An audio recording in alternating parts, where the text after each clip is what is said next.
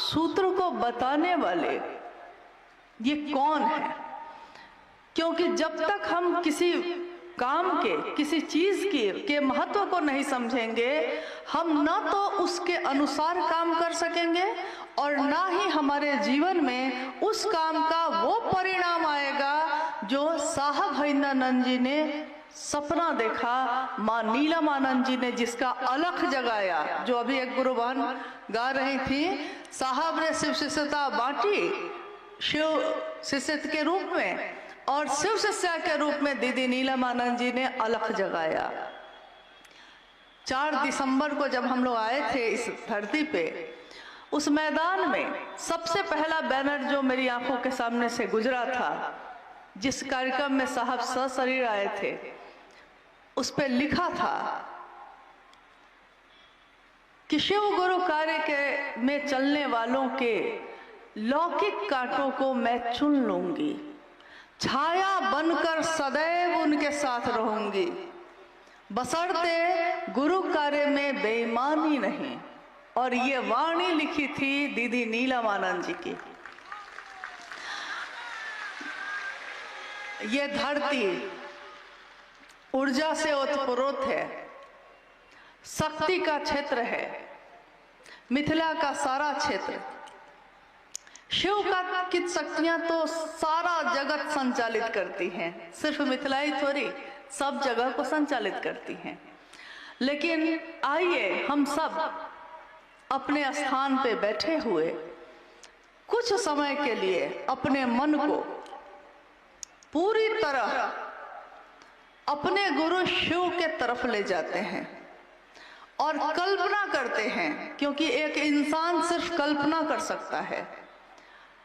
वो कल्पना कर सकता है कि समंदर कितना बड़ा होगा, लेकिन एक बार अपनी इन आंखों से पूरे समंदर को वो नहीं देख सकता। एक इंसान कल्पना कर सकता है कि कोसी नदी में कितना पानी होगा, लेकिन अपनी इन आंखों से पूरे कोसी नदी के पानी को वो एक बार में नहीं देख सकता। शिव की कल्पना जब हम करते हैं, हम जगत के लोग, हम साधारण लोग, हम सामान्य लोग, अति सामान्य लोग, बांध पे रहने वाले, झोपड़ी में रहने वाले, हम सब, लेकिन हमारा जितना मन है, हमारे मन की जितनी क्षमता है, आइए हम उसी क्षमता से, उसी कल्पना से एक बार अपने महादेव के बारे में सोचते हैं और सोचते हैं कि कौन है ये महादेव। क्योंकि आज जिस महादेव की शिष्यता घर घर में व्याप्त है, जिनकी शिष्यता का दिया जल रहा है हर जगह, थोड़ा सा समझना होगा कि ये हम तक पहुंचे कैसे। क्योंकि हजारों साल से उनकी पूजा होती थी, लेकिन मेरे आपके अंदर ये विश्वास नहीं था कि महादेव हमर अपन छथिन, हमर अपन, आज तक नहीं था, कभी नहीं हुआ ये। कल शाम में जब इस मैदान में यहाँ के गुरु भाई गुरु बहन पंडाल और बैरिकेटिंग का काम कर रहे थे, थोड़ी देर के लिए हम लोग आए थे और साहब की चर्चा का कैसेट बज रहा था, साहब की वाणी गूंज रही थी। ये धरती आपका, वो महादेव को कह रहे हैं उस चर्चा में, ये धरती आपकी, ये जल आपका, ये अग्नि आपकी, ये हवाएं आपकी, ये आकाश आपका, सब कुछ महादेव आपका।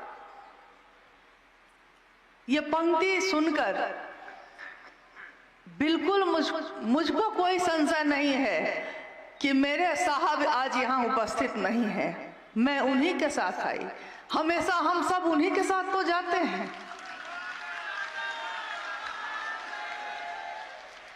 और कल्पना करने की जो बात हमने कही अभी, सोचिए, साहब कह रहे हैं ये धरती आपकी, यानी ये पांचों तत्व की बात साहब कह रहे हैं। 5 तत्व से दुनिया बनी, 5 तत्व से हम और आप बने, ये शरीर बना।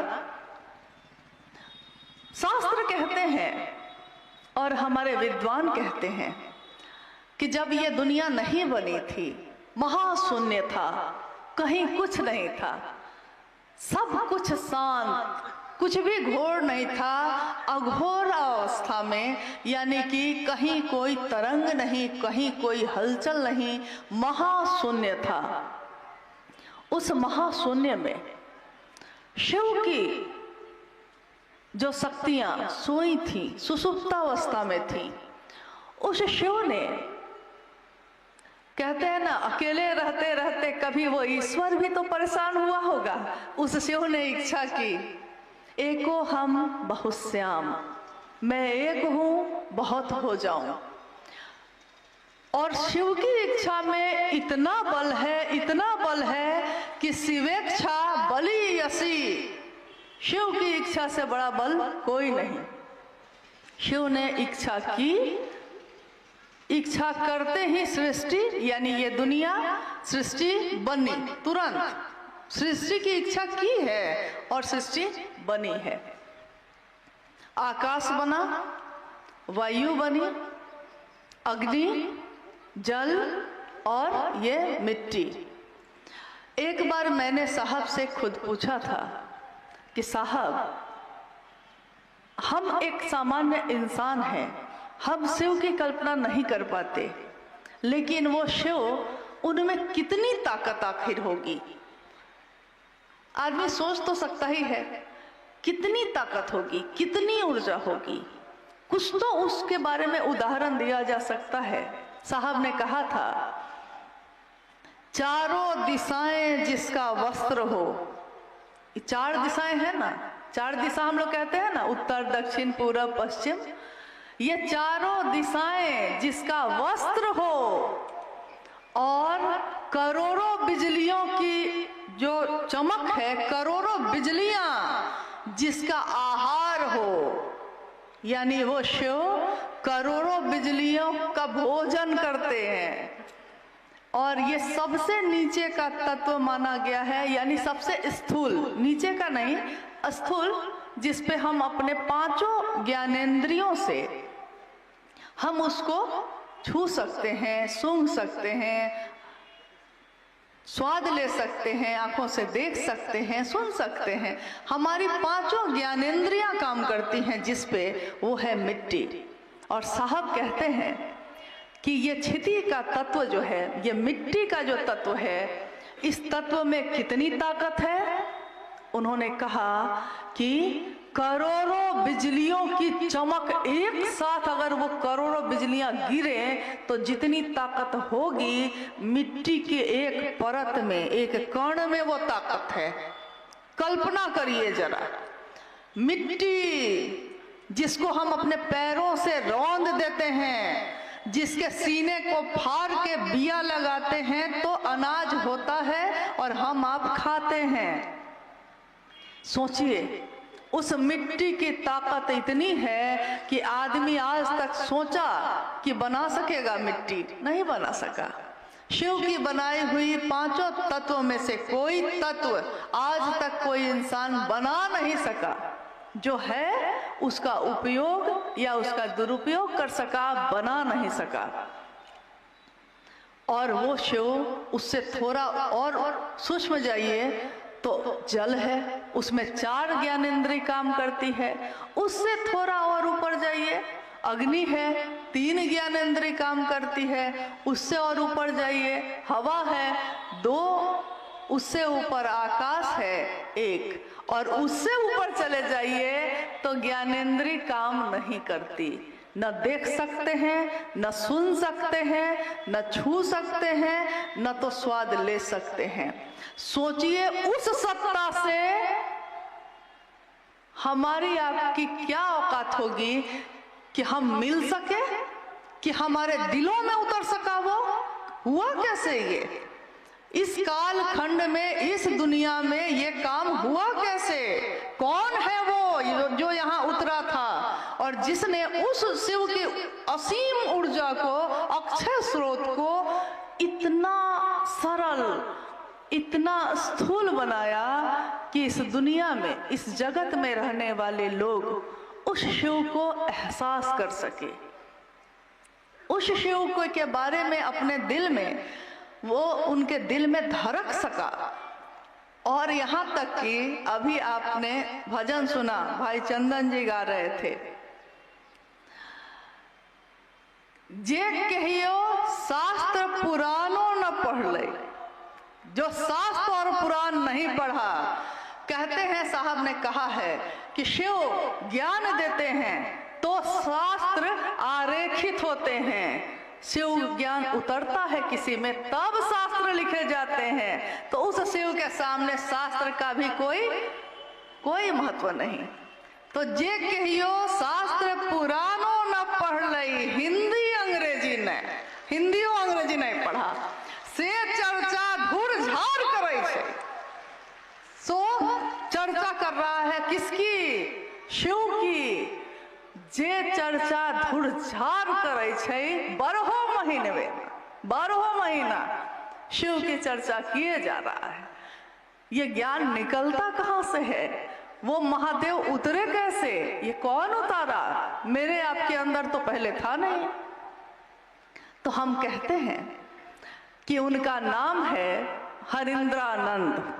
धरती ने उनको नाम दिया हरिंद्रानंद। और सोच लीजिए, कल्पना कीजिए कि जिसने शिव की उस ऊर्जा को धरती तक उतार लिया है, उन साहब हरिंद्रानंद में क्या ऊर्जा होगी। जो आए शरीर में, दिखे सामान्य, साधारण ढंग से कुर्ता पजामा पहने हुए, सामान्य व्यक्ति की तरह पान खाते हुए, मुस्कुराते हंसते हुए, दुख और सुख सहते हुए, धरती की चोटें बर्दाश्त करते हुए, वो कौन है जो आए भी, इस धरती पे रहे भी, और शरीर से, इस धरती से शरीर नष्ट हुआ। 5 तत्वों का शरीर था, 5 तत्वों में मिल गया, लेकिन ये 5 तत्व किसके हैं? तो शिव के हैं। और साहब कहाँ मिले? तो इन 5 तत्व में। धरती पे तो हम बैठे हैं, यानी इसके कण कण में शिव के साथ वो साहब हरिंद्रानंद भी हैं। हवाएं सांस ले रहे हैं हम लोग, नमः शिवाय करते हैं अपनी सांसों से, हर सांस के साथ, क्योंकि ये सांस मेरी भी है, आपकी भी है, लेकिन हमारी सांस में ये ताकत नहीं थी कि वो शिव अपना प्राण मंत्र मेरी या आपकी सांसों में उतार सकता था। नहीं उतार सका। उसके लिए भी तो क्षमता चाहिए, उसके लिए भी तो योग्यता चाहिए। तो उन्होंने अपने हवा के झोंके से 5 तत्वों का ही सहारा लिया है। हवा के झोंके के साथ साहब हरिंद्रानंद जी के श्वास में नमः आया, शिवाय उतर गया। नमः आया, शिवाय उतर गया, एकदम साधारण ढंग से, एकदम सामान्य गति से। साहब हरिंद्रानंद जी के जीवन की कितनी घटनाएं हैं। हम कहते हैं शिव का तत्व कौन ज्ञानी है जो जान सका? कोई नहीं जान सका। साहब ने शिव की अवधारणा की व्याख्या की। साहब हरिंद्रानंद जी ने कहा कि दुनिया के लोगों ने, जैसे आपने कभी हाथी देखा है? साहब कहते हैं कि आपने कभी हाथी देखा है? तो हाथी में 5 अंधे आदमी 5 जा रहे थे। रास्ते में एक हाथी था। एक अंधे आदमी ने उस हाथी के पैर को पकड़ लिया और दूसरे लोगों ने पूछा उससे कि हाथी कैसा है? तो उसने कहा कि खंभा जैसा है, क्योंकि हाथी का पैर तो खंभा जैसा था। किसी ने उसका सूंड पकड़ा तो दूसरे लोगों ने पूछा कि तुमको हाथी कैसा लग रहा है? तो उसने कहा कि मुलायम है, लचीला है, शंकु रूप में है। किसी ने उसके कान को पकड़ा तो कहा कि ये तो पंखा के जैसा है। और अभी भी देखिए कितनी गुरु बहन पंखा झल रही हैं ऐसे ऐसे। महादेव के बारे में भी साहब ने कहा कि ये हम सब जो दुनिया के लोग हैं ना, इस दुनिया का ज्ञान ऐसा ही ज्ञान है कि हम शिव को जितना जानते हैं, कोई कहता है शिव पंखे जैसा है, कोई कहता है खंभा जैसा है। यानी जिसको जो रूप में मिला शिव, उसने शिव को वही नाम दे दिया। दुनिया के लोगों ने, धरती के लोगों ने शिव को नाम दिया महाकाल। महामृत्युंजय, महायोगेश्वर, महाऔढ़ेश्वर, शमशानी निहंगी और उमा के पति का भी भजन ही सुन रहे थे हम लोग, चर्चा भी सुन रहे थे। हे नीलम तोहरो सजनवाना सुन रहे थे हम लोग। दीदी नीलम आनंद जी का नाम लिया जा रहा था कि हे नीलम तोहरो सजनवा ना, तोहरो सजनवा कुछ वो न बुझो ओ घर धरनवा ना। ये गौरा के लिए है और सही बात है। कैसे है वो ओढ़र धरनवा? शिव के तत्व को जब हम नहीं समझ पाए तो हम शिव के शिष्य के तत्व को समझ पाएंगे?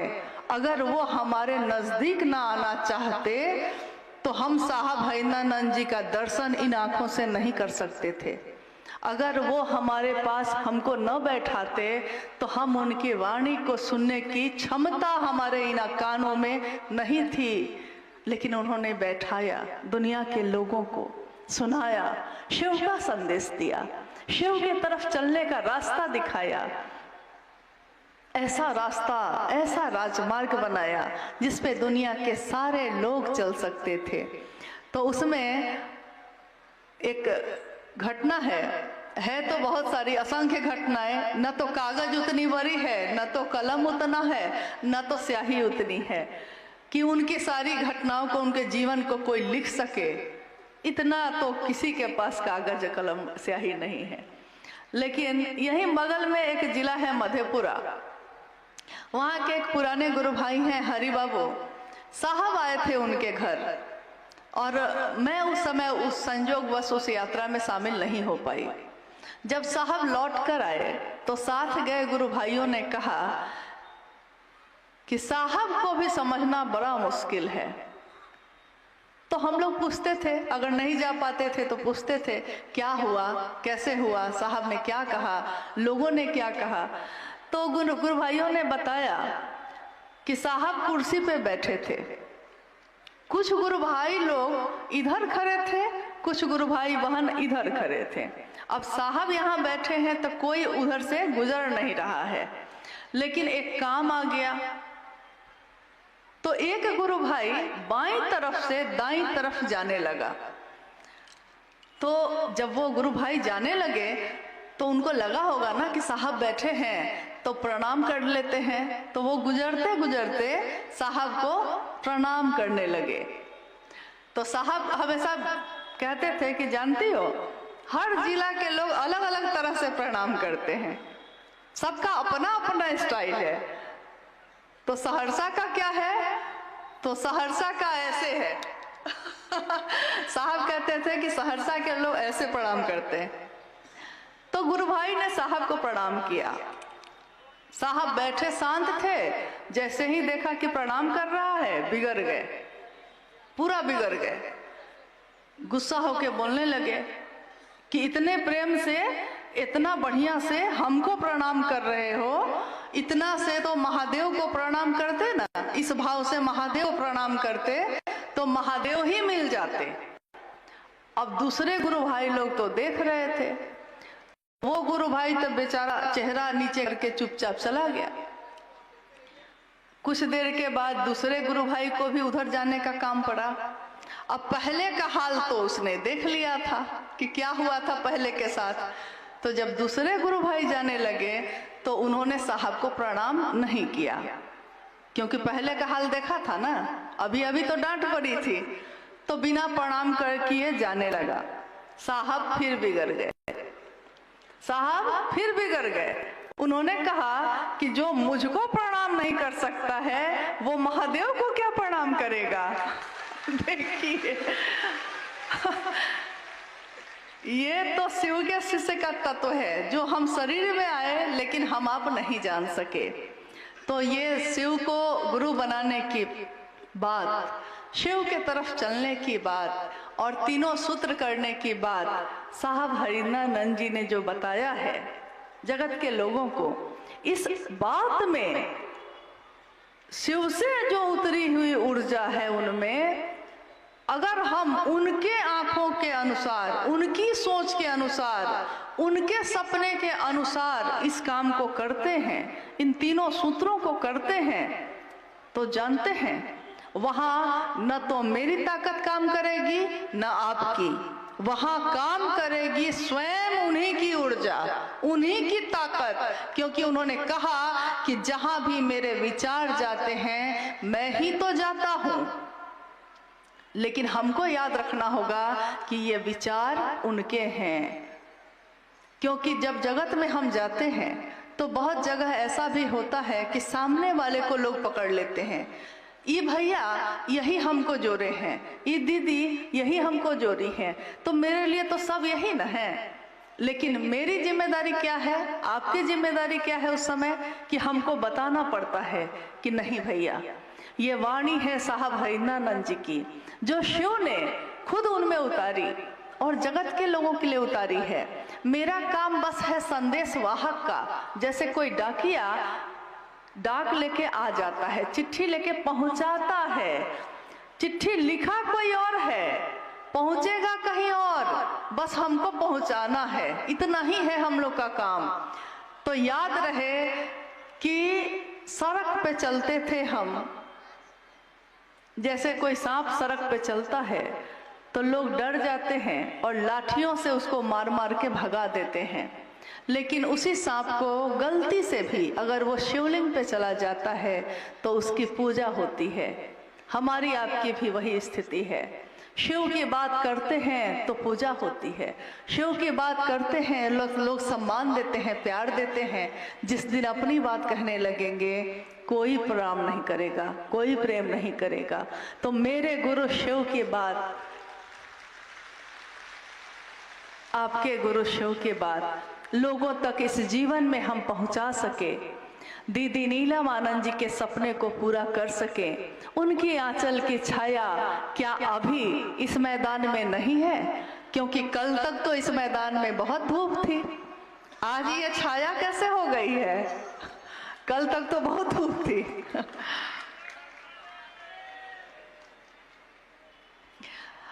आइए, अगर हम लोग कोई जिज्ञासा है तो उस पर भी थोड़ी देर बात करते हैं।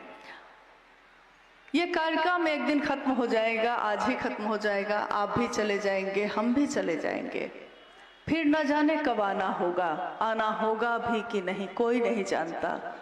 यह जीवन कागज की पुरिया, बूंद पड़े घुल जाना है। मौत की एक बूंद कब पड़ेगी, कब हम एक दूसरे से इस शरीर में विदा ले लेंगे, कोई नहीं जानता।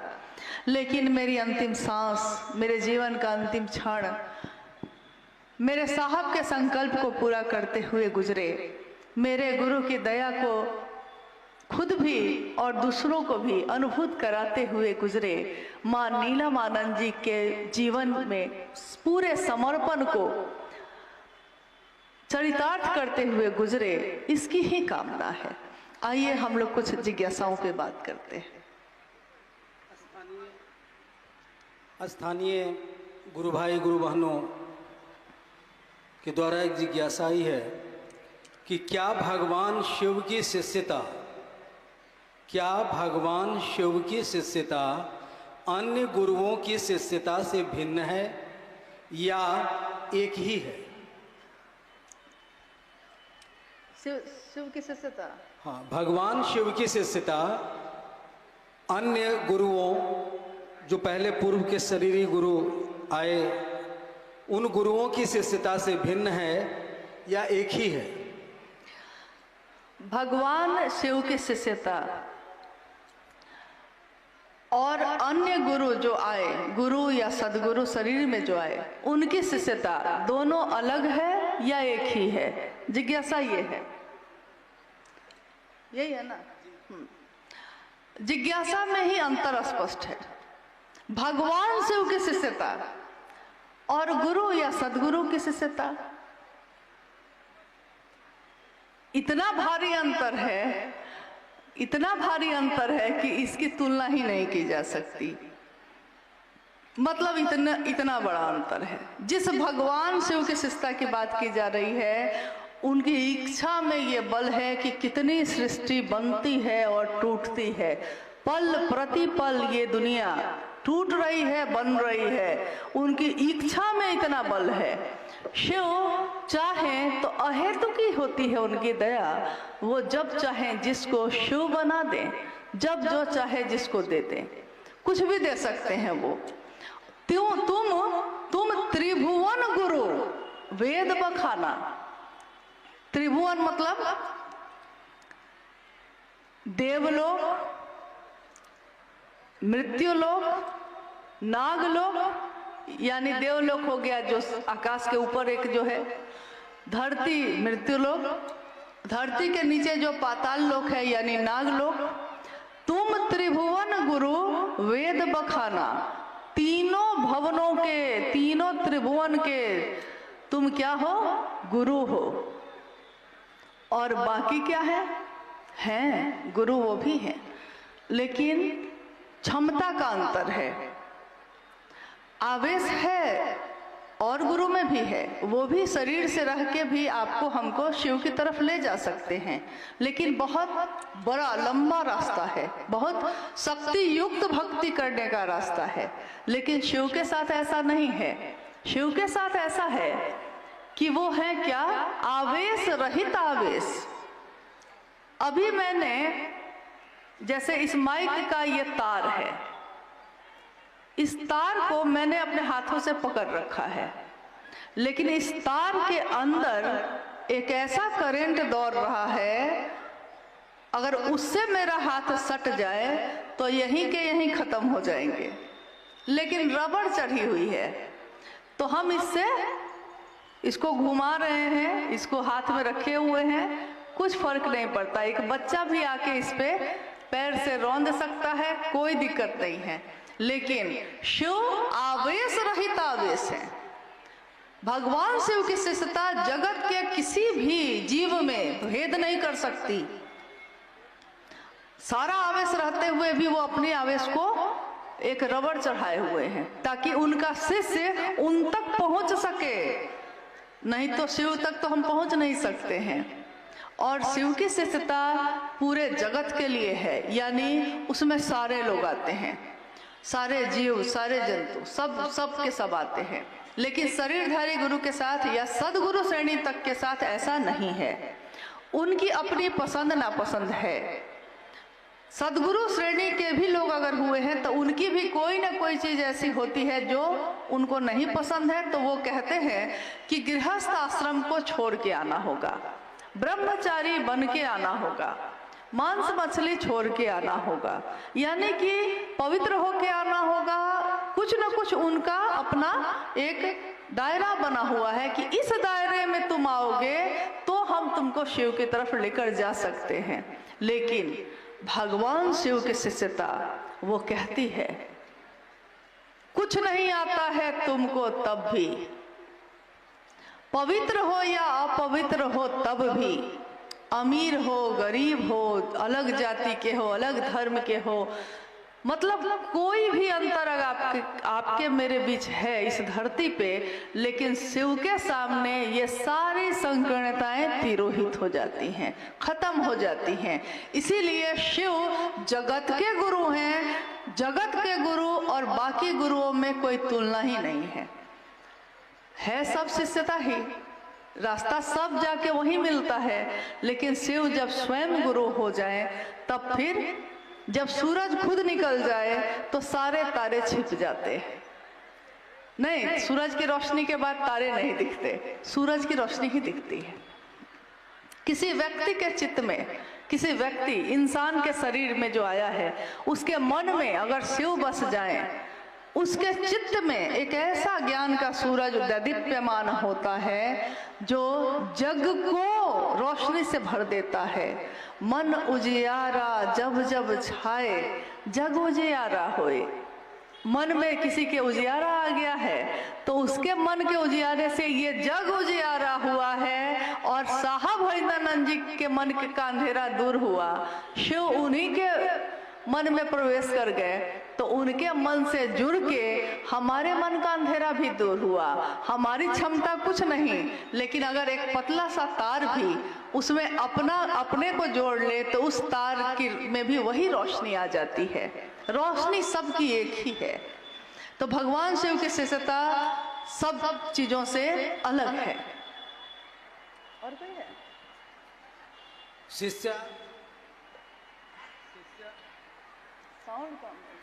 शिष्या अनुभूति कहती है, जो साहब श्री के द्वारा लिखित है, शिव शिष्य होने के लिए केवल अस्थाई शिष्य भाव अनिवार्य है। ये अस्थाई शिष्य भाव कैसे होगा? अच्छा, आप लोग जो है थोड़ी सी देर के लिए हलचल बंद कर दीजिए। घर हमको भी जाना है, आपको भी जाना है।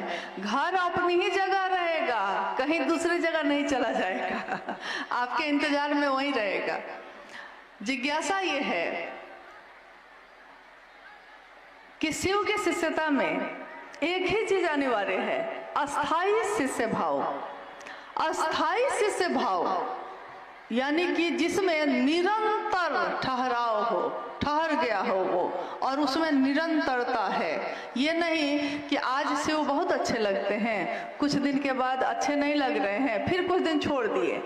घर में कोई घटना हो गई है, दुख हो गया है तो छोड़ दिए, बोले कि महादेव महादेव बहुत कर लिए, अब कुछ दिन बाद करेंगे।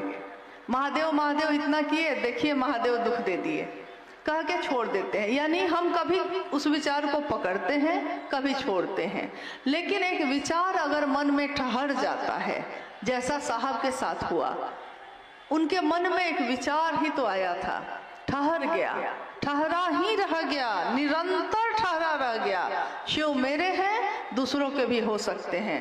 नतीजा क्या हुआ कि शिव शिष्यता व्यापक होती चली गई, क्योंकि वो ठहरा रह गया।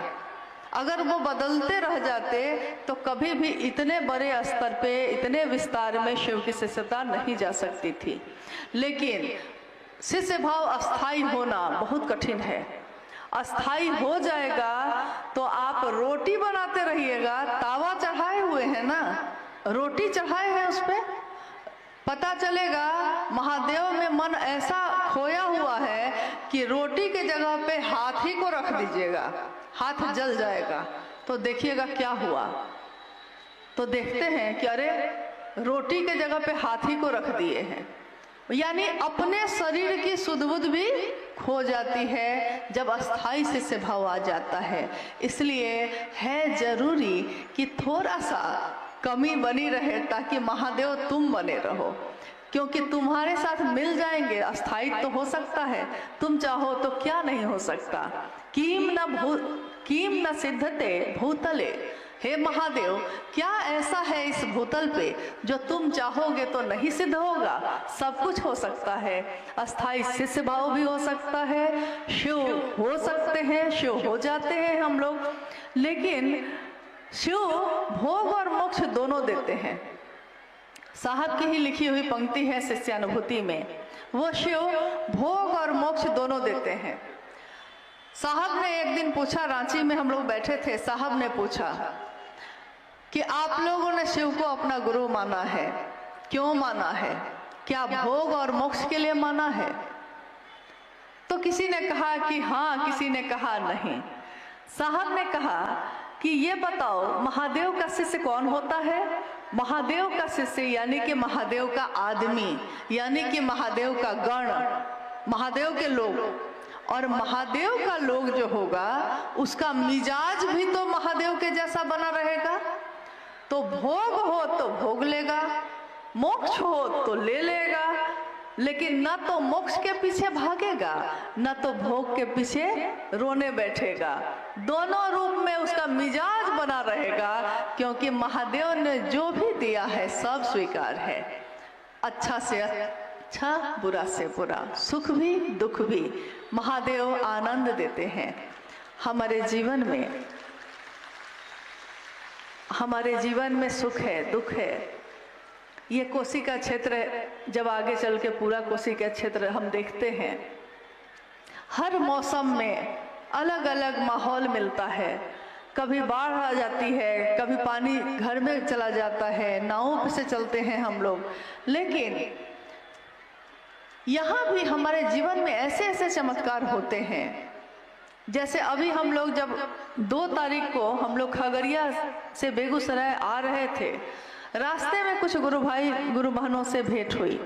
एक गुरु भाई ने कहा, उसमें अपनी अनुभूति बताने लगे वो, और खोजने लगे कि अरे वो गुरु बहन यहीं पे थी अभी।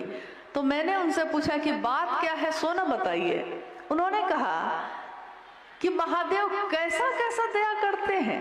देखिए ना, पिछली बार क्या हुआ कि वो गुरु बहन चर्चा में गई हुई थी और खेत में आग लग गई। चारों तरफ से बीघा का बीघा खेत जिसमें गेहूं लगा हुआ था, और गेहूं जब अगर में आग लग जाए तो और छिटक छिटक के गिरता है, दूसरे जगह भी आग लगा देता है। सारे खेत जल गए और इसका 5 कट्ठा में जो गेहूं था वो बचा रह गया। चारों तरफ के खेत जल गए, बीच में 5 कट्ठा का खेत इसका था, उसमें गेहूं बचा हुआ है। तो बाद में इसके लिए भीड़ आने लगी देखने के लिए। मैंने उनसे पूछा क्या देखने के लिए। उन्होंने कहा, देखिए बहुत मार्के की बात है ये। मैंने उनसे पूछा क्या देखने के लिए, तो उस गुरु भाई ने उत्तर दिया कि जो बच गया था खेत, उस खेत को देखने के लिए। रास्ते में मैंने कहा कि देखिए कितनी समझ आ गई है हम लोग को। जो जल ही गया, जो नष्ट ही हो चुका है, उसको क्या देखना, जो बचा है उसको देखिए ना। दुनिया क्या देती है छोड़िए ना, शिव की शिष्यता बची है ना हृदय में। साहब और दीदी है ना, साहब दीदी बैठे हैं हमारे सीने में, वो तो बैठे हैं ना। उनकी खूबसूरती तो देखिए, उनकी सुगंध तो देखिए, उनकी सुंदरता तो देखिए। और आइए हम सब भी इस जगत में जहाँ तक हमारी क्षमता है, जहाँ तक हमारा शरीर साथ देता है, हम इस संवाद को जन जन तक पहुँचाए। हरिंदर कहते हैं, हरिंदर साहब हरिंद्रानंद जी कहते हैं, शिव हैं गुरु, इनको जन जन प्रतिष्ठित करो।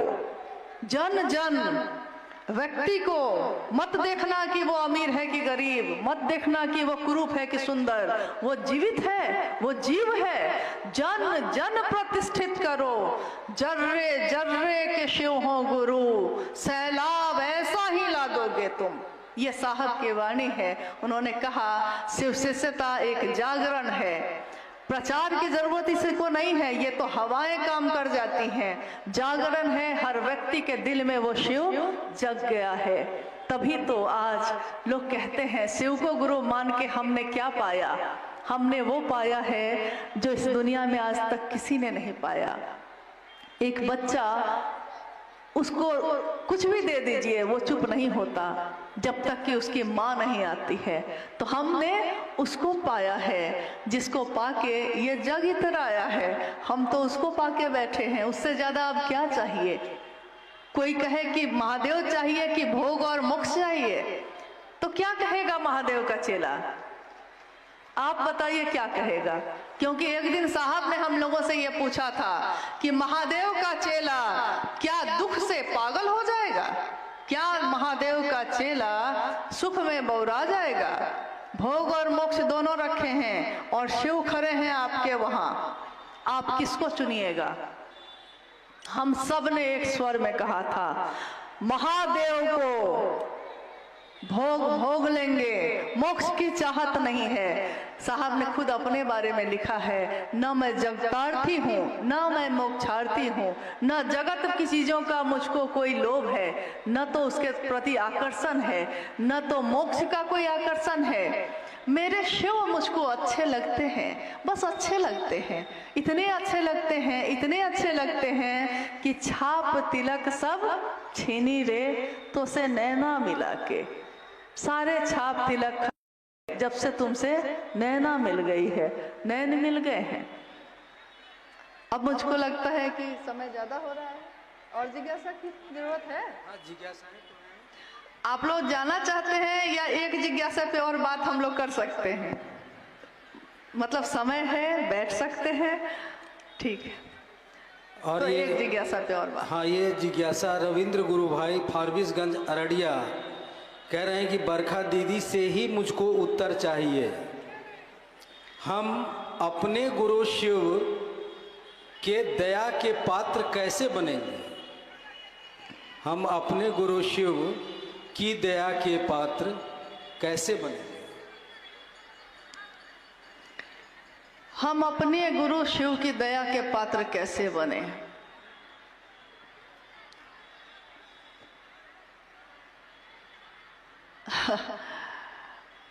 साहब से हम लोगों ने कहा, जब उन्होंने आओ चले शिव की ओर पुस्तक लिखी थी, उसमें एक पंक्ति उन्होंने लिखी है, पीड़ा के क्षणों में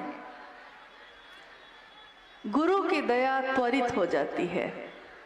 और मेरे गुरु की दया सर्वदा दुनिया चोट देती रही है और सर्वदा गुरु की दया मरहम का काम करती रही है। उसी की आगे की पंक्ति है, शायद सबके साथ ऐसा होता है।